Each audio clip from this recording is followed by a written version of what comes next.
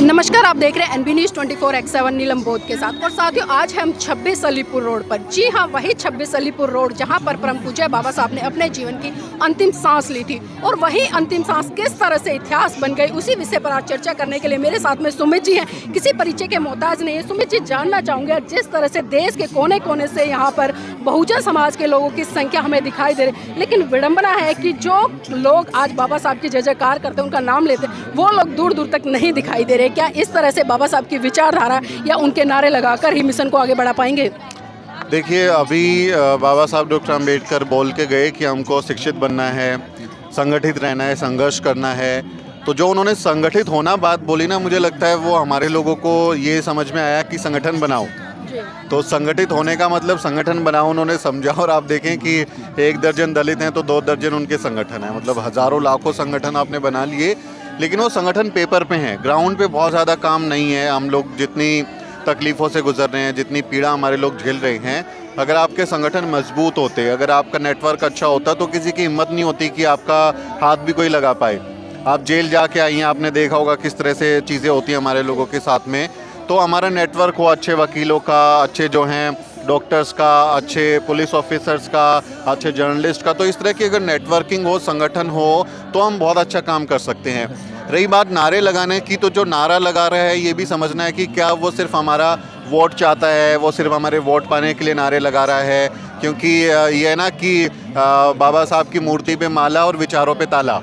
तो ये काम तो नहीं है कि वो सिर्फ मूर्ति पर माला डाल के हमको ये दिखा देता है कि भाई बाबा साहब को हम भी मानते हैं, हम उनके फ़ैन हैं, और पीछे से बैकडोर से वो वही अपने एजेंडे को, मनुवादी एजेंडे को लागू कर रहा हो और हमारे लोगों को बेवकूफ़ बना रहा हो। तो ये समझने वाली बात है, इसका ख्याल रखना चाहिए। जी सुमित जी, जिस तरह से अगर हम बाबा साहब की बात करें, उन्होंने जाति का विनाश एक पुस्तक लिखी और लगातार उन्होंने जाति व्यवस्था को खत्म करने के लिए भारत देश में बहुत बड़े स्तर पर काम किया, विदेशों में बड़ी बड़ी कॉन्फ्रेंस की। लेकिन आज क्या बात है कि आज भी बहुजन समाज के तमाम लोग द ग्रेट चमार का बोर्ड लगा रहे, द ग्रेट वाल्मीकि का लगा, द ग्रेट खटीक का लगा, तमाम ऐसी जातियाँ जो बहुजन समाज से आती हैं। तो क्या लगता है ऐसे में हम बाबा साहब की वो संकल्पना जिसकी बात करते थे कि पूरा भारत बोध में हो, साकार हो पाएगी? ये देखिए, थोड़ा सैद्धांतिक सवाल है आपका, इसका जवाब बहुत आसान नहीं है। तो मैं थोड़ा सा वक्त लेके आंसर दूंगा कि बाबा साहब डॉक्टर अंबेडकर जो है वो एनालिसिस ऑफ कास्ट की बात करते हैं कि मैं जाति को ख़त्म करना चाहता हूँ, और इसके लिए उन्होंने बहुत सारे प्रयत्न भी किए, बताया भी कि कैसे जाति व्यवस्था भारत में काम करती है।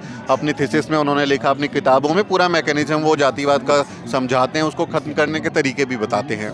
लेकिन बाद के सालों में उनके जाने के बाद देखे, जब जाति पर मान्यवर कांशीराम साहिब बात करते हैं, और वो जाति को, जो कि दलित समाज की, बहुजन समाज की कमज़ोरी थी, उसको वो उनकी ताकत बना देते हैं। और कांशीराम साहिब कहते हैं कि अगर किसी को जाति से दिक्कत है तो वो जातियों को ख़त्म कर दो, जब तक जाति ख़त्म नहीं होती तब तक मैं इसको ताकत बनाऊंगा और राजनीतिक ताकत के रूप में इसका इस्तेमाल करूंगा। तो कांशीराम साहिब ने उसका दूसरे तरीके से इस्तेमाल किया और अपनी सरकार बनाई। हमारे में ये कॉन्फ्रेंस विकसित किया कि हम अपनी सरकार बना सकते हैं। ये बहुत बड़ी बात हमारे लिए कि वो देश के सबसे बड़े सूबे में 4 बार उन्होंने सरकार बनाई और इतना बड़ा संदेश दिया।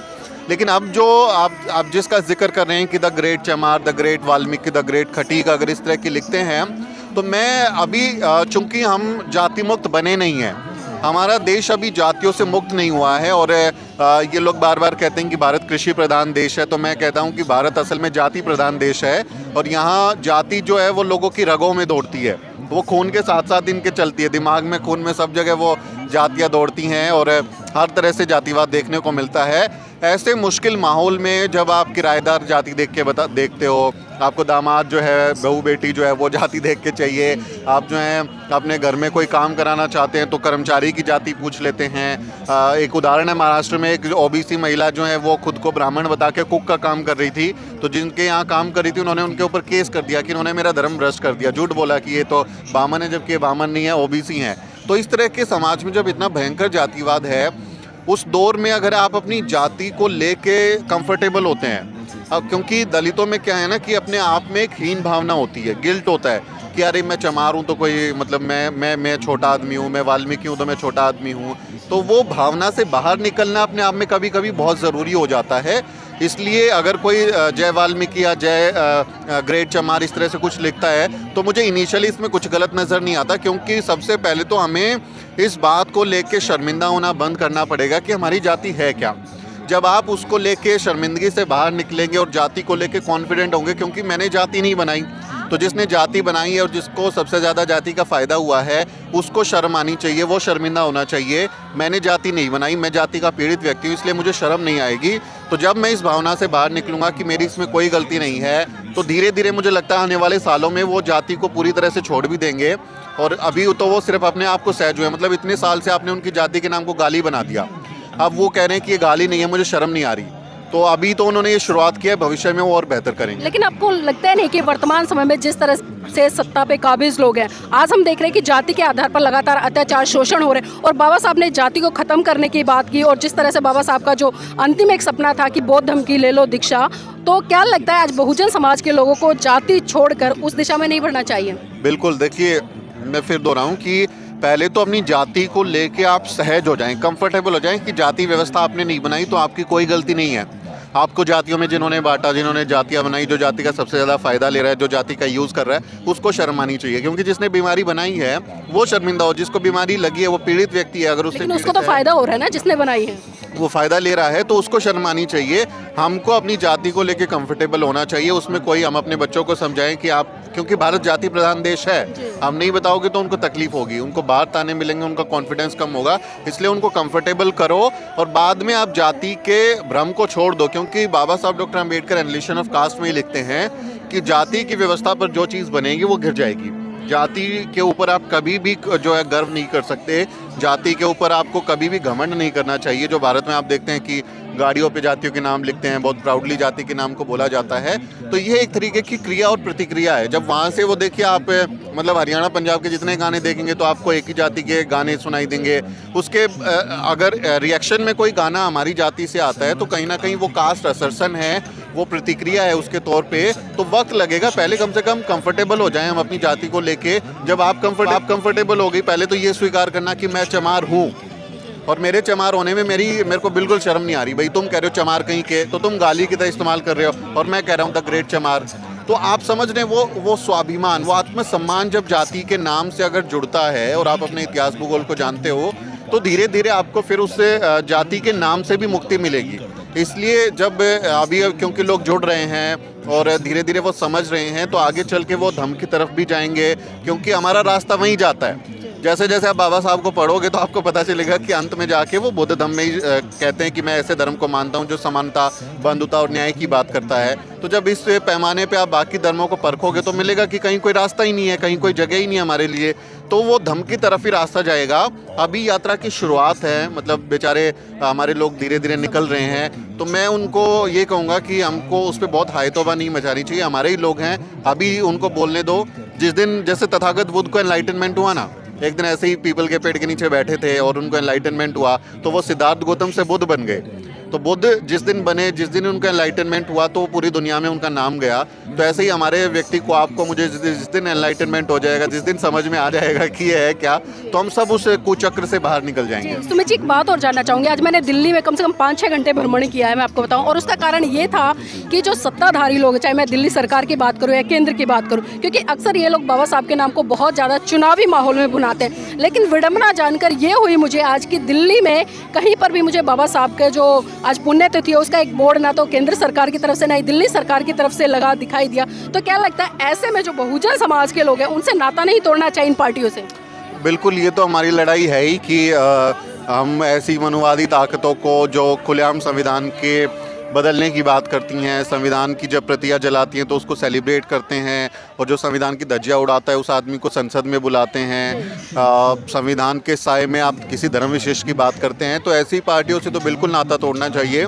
सरकारी कार्यक्रम तो हो रहे हैं, ऐसा नहीं कि नहीं हुआ है। प्रधानमंत्री और राष्ट्रपति ने सुबह सुबह संसद भवन में जो है बाबा साहब को पुष्प अर्पित किए, दिल्ली के मुख्यमंत्री भी कार्यक्रम कर रहे हैं, तो वो सरकारी लेवल पे तो करते हैं, लेकिन वो यही है कि आप फोटो दिखाओ, माला दिखाओ, विचारों पर मत लेके आओ। औपचारिकताएं हैं कि फॉर्मेलिटी कर दो और हमारे समाज के लोगों का वोट ले लो, तो हमें उनको बिल्कुल समझना चाहिए। और जैसे अभी 4 राज्यों में चुनाव के नतीजे आए हैं वो परेशान करने वाले हैं कि मतलब इतने जो संविधान के विरोधी ताकतें अगर वो इस तरह से बेलगाम हो जाएंगी तो हमारा होगा क्या? संविधान बचेगा नहीं तो क्या होगा? बिल्कुल, आपने बात करी अभी जिस तरह से, अगर मैं राजस्थान की बात करूं, राजस्थान में जो सुखदेव सिंह है गोगीवाड़ा, उसकी हत्या कर दी गई है, और उसी तरह से देख रहे हैं कि जो व्यक्ति लगातार संविधान को खत्म करने की बात करता, जो लगातार खुले तौर पर ये कहता नजर आता था कि जो आरक्षण के समर्थक है इनको जहाँ मिले वहाँ उड़ा दो, ऐसे लोगों को मुख्यमंत्री की कगार में लगा दिया गया। तो क्या लगता है मुख्यमंत्री बनने के बाद कितना तांडव करेंगे? ये तो देखिए उनके हाथ में जब सत्ता है तो वो अपना ही एजेंडा लागू करेंगे, और इंटरेस्टिंग चीज़ ये है कि वो एजेंडा भी हमारे लोगों से ही लागू करवाते हैं। हमारे आदमी को जो है राष्ट्रपति बनाया तो सारे वैसे एंटी जो दलित कानून थे उन पे हस्ताक्षर करवा लिए, उनका इस्तेमाल दूसरे कामों में किया गया। हमारे लोगों को कहीं मुख्यमंत्री मंत्री बना देते हैं और बहुजन विरोधी फैसले पे उसके सिग्नेचर लेते हैं। तो ये नाम हमारा एजेंडा उनका, ये जो है ये समझने वाली बात है कि वो कैसे हमारे लोगों को आगे करके अपना काम चला रहे हैं। और ऐसे व्यक्ति अगर सत्ता में आते हैं, मंत्री बनते हैं, मुख्यमंत्री बनते हैं, तो यूपी में हमने देखा कैसे ही योगी आदित्यनाथ जो हैं काम कर रहे हैं, या बाकी राज्यों में जो लोग उनके काम करते हैं वो और ज़्यादा खुलकर सामने आएंगे। उनके अंदर की जो कहीं की दलित विरोधी मानसिकता है वो ज़्यादा सामने आएगी। क्योंकि राजस्थान में आप देखिए जो मलिंगा जो कांग्रेस के विधायक थे, उन्होंने एक बिजली विभाग के इंजीनियर को, कर्मचारी को इतना पीटा कि किस जगह से उनकी हड्डियाँ टूट गई। कांग्रेस ने उनको टिकट नहीं दिया क्योंकि बहुजन समाज ने बहुत उसका विरोध किया था, तो वो बीजेपी में चले गए। हालांकि वो हार गए, वहाँ से चुनाव वो हार गए, लेकिन बीजेपी ऐसे लोगों को सम्मान दे रही है जो दलितों की हड्डियाँ तोड़ता है। तो जाते जाते आखिरी सवाल लेना चाहूँगी, आज बाबा साहब के परिनिर्वाण दिवस पर लोगों को क्या मैसेज देना चाहेंगे ताकि ये बहुजन समाज संगठित हो जाए? देखिए, बाबा साहब डॉक्टर अम्बेडकर ने कहा कि एक विचार जो है वो एक पौधे की तरह होता है। जिस पौधे को आप खाद देते हो, पानी देते हो, उसको धूप छाँव से बचाते हो, तो तब वो फलता फूलता है, बड़ा होता है। और बाबा साहब कहते हैं जैसे वो पौधा जो है वो मर जाता है, वैसे ही विचार भी मर जाते हैं। अगर उनको खाद पानी ना मिले, उनका प्रचार प्रसार ना हो, उनके बारे में कहीं कि लोगों को बताएं ना, वो समझ में ना आए लोगों की, तो विचार भी मर जाते हैं। तो हमारे बाबा साहब डॉक्टर अम्बेडकर और महापुरुषों, माँ महिलाओं ने जो विचार दिए हैं, जो काम किया है, उसको हम याद रखें, हमारी जनरेशन्स को ट्रांसफ़र करें। मुश्किल दौर है, काफ़ी इस समय जो है हालात ख़राब हैं हमारे लिए। दलित समाज, बहुजन समाज काफ़ी सारी मुश्किलों से गुजर रहा है। ऐसे दौर में बहुत ज़रूरी है कि हम समाज को अपने इतिहास को भी रूबरू कराएं, अपना वर्तमान में जो चुनौतियां उस पर भी बात करें, और भविष्य के लिए कुछ अच्छी रणनीति भी बनाएं कि हमारा भविष्य भी कैसे बेहतर होगा, तभी काम हो सकता है। बिल्कुल, बहुत बहुत धन्यवाद सुमित जी हमारे साथ जुड़ने के लिए। तो देखिए सुमित जी से जिस तरह से आज के दिन को लेकर हमने चर्चा की और भी कई मुद्दों को छुआ, तो वास्तव में कहीं ना कहीं आज बहुजन समाज के लिए एक बहुत बड़ा दिन है, क्योंकि वही बातें बार बार आती है कि मूर्तियों पर माला और विचारों पर ताला। और बहुजन समाज जब तक इस चीज़ का हिस्सा बनता रहेगा तब तक वो कभी भी सही रूप से बाबा साहब के जीवन संघर्ष को नहीं समझ पाएगा, अपने अधिकारों को नहीं समझ पाएगा और लगातार सत्ताधारी लोगों की गुलामी करता रहेगा। तो आज ज़रूरत है, संकल्प लेना पड़ेगा इस बहुजन समाज के लोगों को। अगर आपको सही दिशा में बढ़ना है तो बाबा साहब के दोनों सपनों को चरितार्थ करने के लिए पूरा तन मन धन आपको समर्पित करना है, अन्यथा तो आप सत्ता से भी दूर हैं। और जिस सपने की बात परम पूज्य बाबा साहब करते थे कि पूरा भारत बोध में हो, वो भी कभी नहीं हो पाएगा।